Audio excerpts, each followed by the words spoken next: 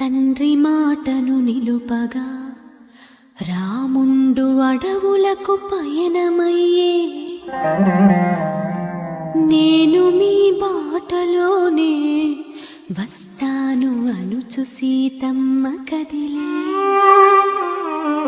ఓ పడతి అడవిలో కష్టాలు పడలేవు అని రాముడు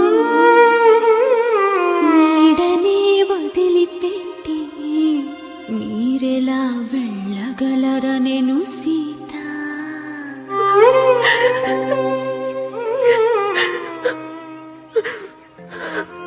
మీరెక్కడున్నా మీ నీడనే నేనుంటాను.